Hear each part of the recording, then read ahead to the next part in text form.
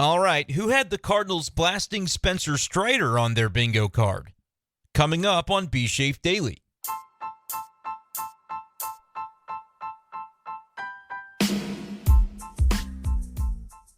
What's going on, everybody, and welcome in to this edition of B Shafe Daily. Brenden Schaeffer here with you in the early morning hours of Thursday, September 7th, 2023.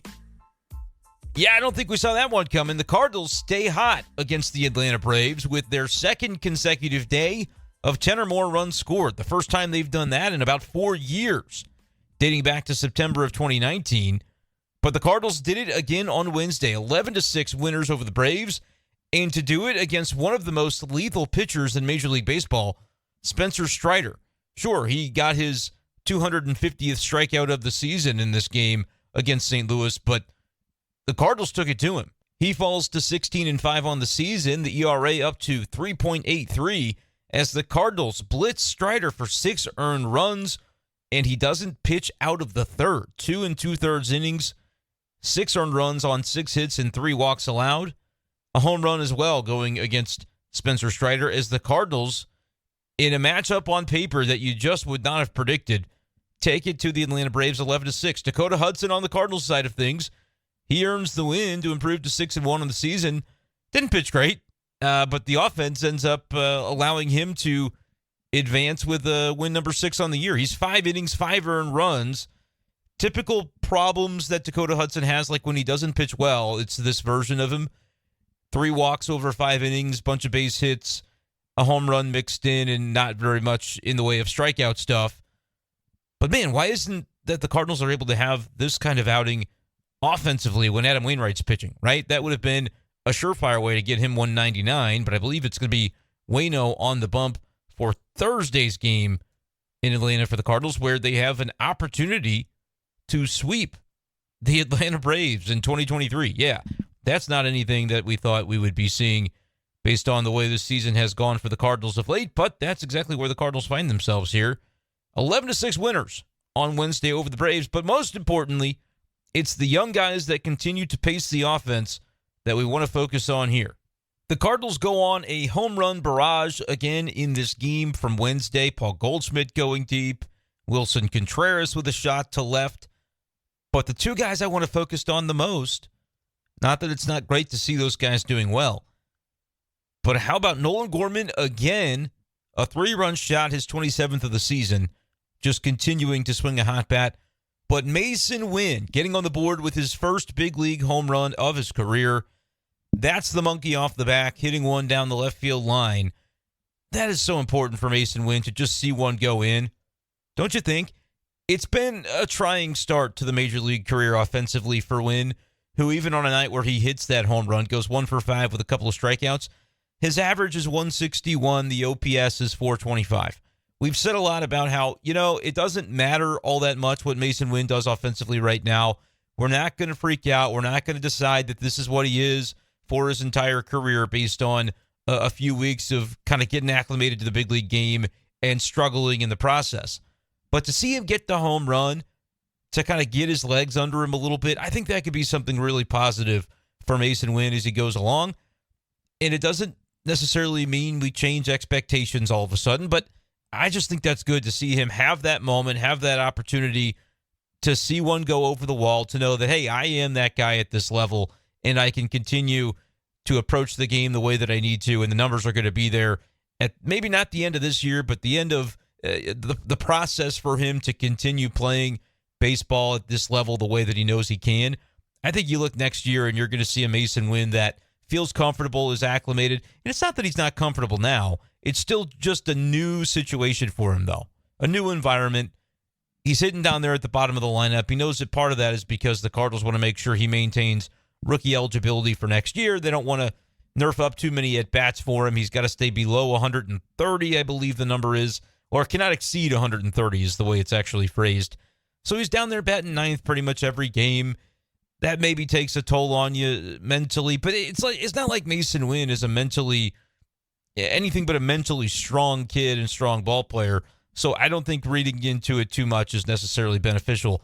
But it just stands to reason that at 21 years old, it's a new experience. Seeing him have an opportunity and then taking it and doing something with it there to get something positive going offensively for Masyn Winn. That was cool to see. And maybe it turns into something a little bit more for him. I still think that despite the struggles that we have seen over the beginning of his cup of coffee, it's only been not even a couple of weeks so far for Masyn Winn in St. Louis. I think that he is going to be the Cardinals' primary shortstop next season.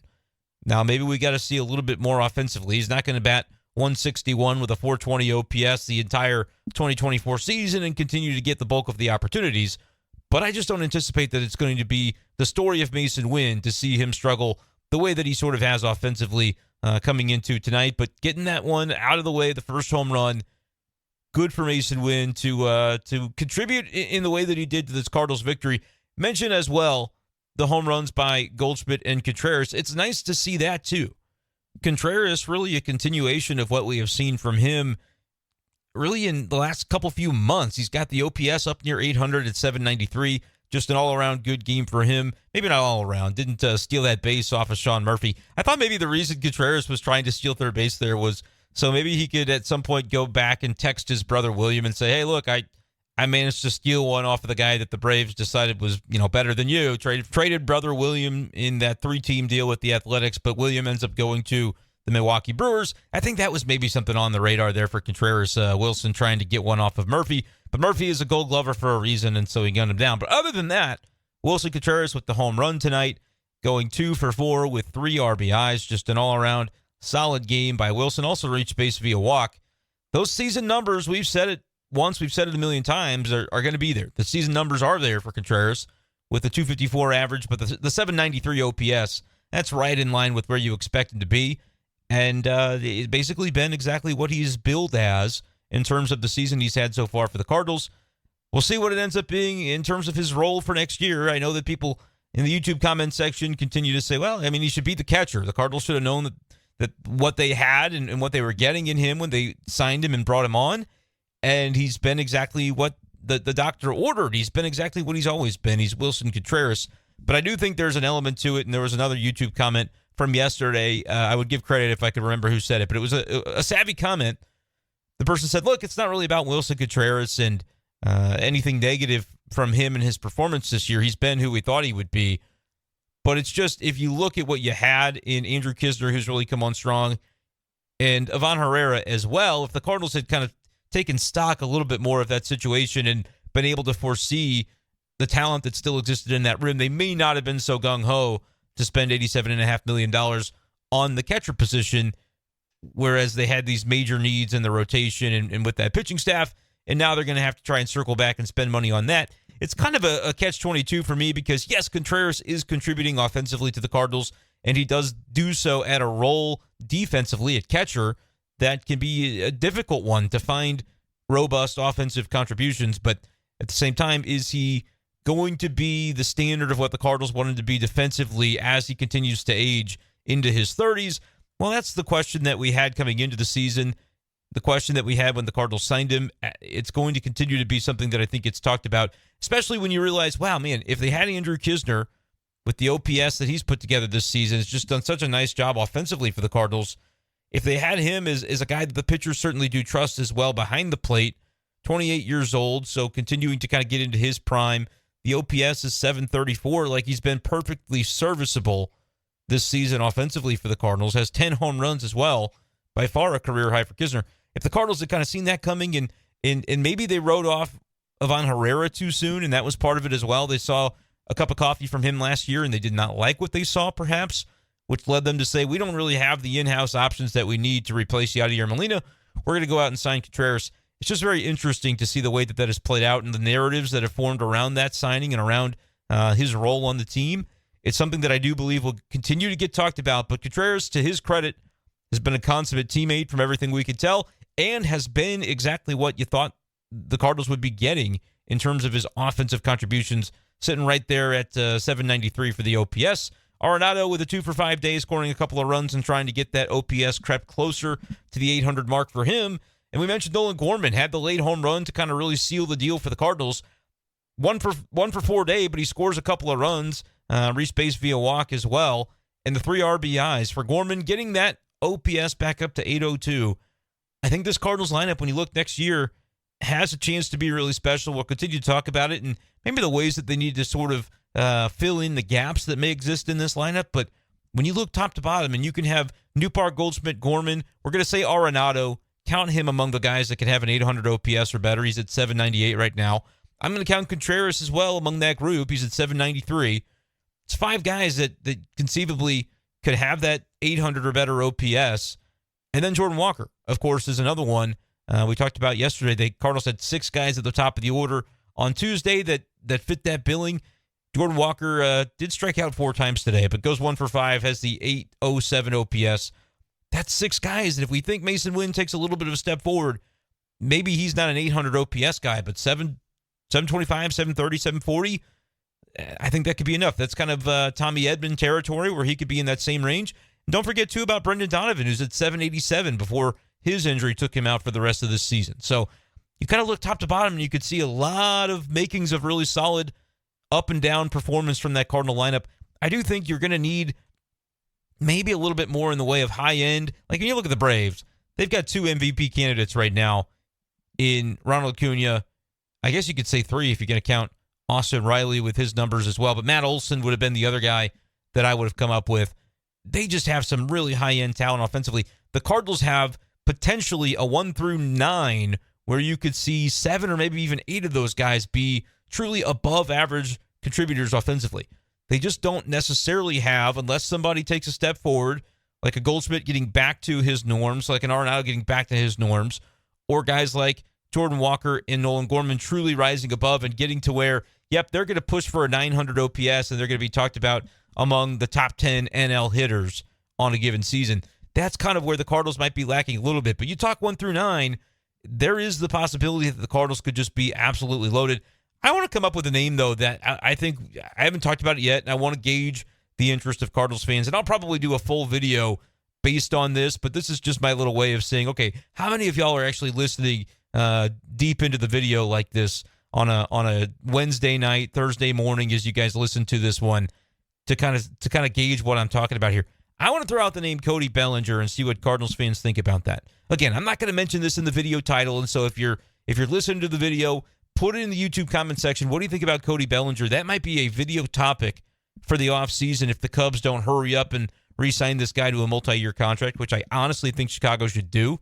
I'm actually going to be at Wrigley Field on Friday, going to Chicago for the weekend with my wife, so expect maybe a lighter schedule when it comes to Be Safe Daily and Cardinals content here on YouTube. You still want to subscribe, though, because we're going to have tons of stuff coming the rest of the season, but then even more so after the season as the Cardinals look to readjust that roster for 2024. So hit that subscribe button, hit like on this video, but let me know if you're listening now. Cody Bellinger, what would you think of that if the Cardinals would sign him to a multi-year contract? I was stumping for it this past offseason, or at least stumping for the 1-year deal that we sort of expected him to sign with somebody, because as a former MVP, he needed to rebuild some value, have that little pillow contract with somebody. I think the Cubs paid him like $15, $16, $18 million, whatever it was. But I said, man, on a 1-year outlay, there's just no reason not to do a deal like that. And now next thing you know, the Cubs very well could win the NL Central. If I had to say right now between the Cubs and the Brewers, I'm kind of discounting the Reds. They've fallen off and they just don't have the horses. I'm kind of thinking the Cubs could overtake Milwaukee. It's only a couple of games, 2, 3, 4 games different between those two teams at this point in time. And one of the big reasons for the success of the Cubs this year, well, has been their pitching. Guys like Justin Steele emerging to do what he's done has definitely been the difference for Chicago, whereas I just didn't think coming into the year they were going to have the rotation that was going to be able to hang. Guys like Justin Steele taking a step forward, part of what's making it work for the Cubbies. But how about Cody Bellinger? 910 OPS. He's got 84 RBIs, 19 stolen bases, 23 home runs, hitting for a 319 batting average, which is something that really we just haven't seen from Cody Bellinger throughout his entire career, other than the MVP season when he hit 305. This is like the best version of Cody Bellinger that we've seen. Little less power. He's not hitting 47 bombs like he did for the Dodgers that year, but he got 23 home runs in 459 plate appearances. Very well could end up pushing for 30 and 100 with a 900 OPS. His OPS plus is at 140. And he's a former Gold Glover defensively. He's played some center field. I think he would be an absolutely smash of a fit when it comes to the Cardinals and what they'll be looking for. Left-handed bat who can hit right-handed pitching and play good, solid outfield, preferably center field if you can, because then you could move Nootbaar to left. I think that would be fantastic. Let me know what you think, Cardinals fans. 4.2 wins above replacement this year, according to Baseball Reference. Cody Bellinger has earned himself a contract. My prediction is he stays with the Cubs. The Cubs, recognizing that they're kind of knocking on the door a little bit of being back into contending land, which they could very well do it this year. They could make the playoffs. They could win the division. That's still within reach for them. I think there's no way they let Cody Bellinger walk after deciding not to trade him at the deadline. They kept him through August 1st. I think they'll keep him for even longer. But if it gets to the point where he goes to free agency again and the Cubs are just one of several teams vying for him, if I'm the Cardinals, that's maybe the way to solve your outfield situation. I guess I could see the risk with it. And also, yeah, it's Cody Bellinger, the type of guy that would want to come to St. Louis. That's always part of the discussion when we get to free agency and the Cardinals are trying to sign guys or maybe are going to have interest in guys. It's got to be guys that, yeah, they got to want to come here, and always the price is right. And so if you want to pay enough to get him, I bet you could convince a lot of guys to play in a lot of different places if the money is there. But I wonder about Cody Bellinger. I just think from a skill set perspective, he checks a lot of boxes for what the Cardinals could need next year. Now, granted, you're still in the situation, and I think the reason the Cardinals didn't sign him last year was because you just had a crowded outfield and you had to sort of sift your way through what the options were going to be. Now you're at a point where Tyler O'Neill playing regularly, doing a nice job, but the injuries still continue to kind of be an issue on the back burner for him. Scratched from the lineup a number of times. Will the Cardinals want to commit to him for a daily role next year, or will they maybe want to go in a different direction, perhaps trade him with 1 year left of team control? That situation, I think, is still up for discussion.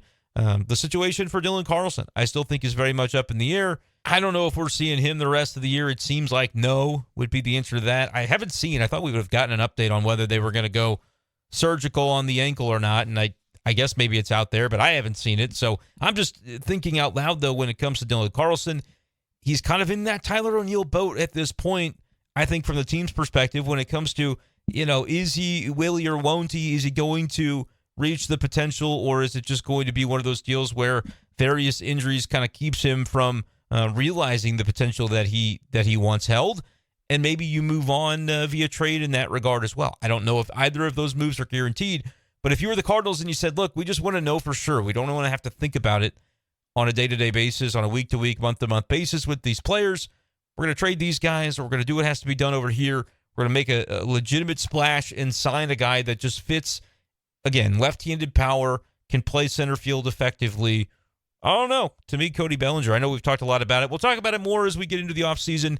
Like I said, I think there will be that exclusive negotiating window after the World Series with the Cubs. They just signed Cody Bellinger. That's probably the way it ends. But if the Cardinals wanted to get a little bit creative, that could be a definite way to do so. Because everywhere else, man, this lineup is starting to show you why it can be something special in 2024. Another year of Nolan Gorman developing, another year of Jordan Walker developing, of Masyn Winn, who, again, tonight was the first real glimpse of the offensive upside that we know Masyn Winn has. The first glimpse that we've seen of him at the big league level, though, came tonight with the home run. But those guys will be another year more experienced. You'll have Brendan Donovan back as a really key table setter. I just look at this lineup and go, yeah, I mean, to see what they were able to do to Spencer Strider tonight, that's pretty impressive. Cardinals go for 14 hits, 5 walks in the game. Still kind of striking out a ton, but that's modern Major League Baseball for you. But how about this Cardinals lineup? Does it give you anything? Does it make you feel anything inside, Cardinals fans, that they're doing what they're doing right now to the Atlanta Braves? Or do you just need to see Adam Wainwright be one to do it on Thursday, and the offense just continue to have this strong performance one more day so that Wainwright can end up with a win that he so desperately needs, as the path to 200 is potentially he's going to come up short if something doesn't give here relatively soon. But let me know what you think in the YouTube comment section, not only about the notion of Wainwright's 200, about Cody Bellinger conceivably as an option for the Cardinals this offseason, the crowded outfield that continues to exist. Alec Burleson got in there and had a nice game tonight. He's still going to be around. We like what we've seen from Richie Palacios, but I think he's kind of going to top out as a fourth outfielder, fifth outfielder type if he's going to make the roster next year. But the skill set is certainly intriguing. Just a lot of things the Cardinals have to think about. Tommy Edman has played a very good defensive center field, but what do they think about him offensively? He was on base a couple of times tonight. It's just, I think, still going to kind of be those decisions that the Cardinals are going to have to face. But days like today do give you that glimpse and yesterday as well. That glimpse of maybe what the Cardinals can be offensively on a consistent basis in 2024. There's going to be a lot of symmetry, I think, between this lineup that we're looking at now, especially the guys that are mainstays. They're all going to be back. They're all under contract. There's nobody that's due to depart after this season. It's really just about fixing the pitching. And if they can do that, it could be something very, very interesting for the Cardinals next year. And that's part of the reason why I do believe it's possible to have the quick turnaround. A lot of people look at this Cardinals team and they look at the record and the performance on some of the days that don't go as well, and they just say, how do people realistically believe that the Cardinals can turn it around over just one offseason and go from a 90-loss team to a 90-plus win team overnight? Well, it's a complete overhaul of the pitching is the way that it would be done if it's to happen. But I think when you look offensively, there are still signs that, again, this Cardinals team can hold its own and have a lot returning that you feel good about. Maybe not everything, but 7 of the 9 spots in the lineup, I think pretty conservatively, that's a smash. Those are guys that you feel pretty good about. So let me know in the YouTube comment section, Cardinals fans, how you're feeling about things after the St. Louis Cardinals, man, in a season that just hasn't gone their way, continuing to take it to the Atlanta Braves. 11-6 winners were the Cardinals on Wednesday. It's going to be Adam Wainwright taking on Max Fried on Thursday. We'll see what ends up happening here, and we'll be back with another episode of Be Safe Daily after the conclusion of that game before the weekend that I will be spending in Chicago, so probably no major updates over the long weekend as the Cardinals continue that road trip. But appreciate you guys, as always, for joining me. Make sure, once again, to hit that subscribe button for Cardinals content on the regular here on the channel and on Be Safe Daily, which also can be found on Spotify and Apple Podcasts. Thank you guys so much, and we'll talk to you next time on Be Safe Daily. Peace.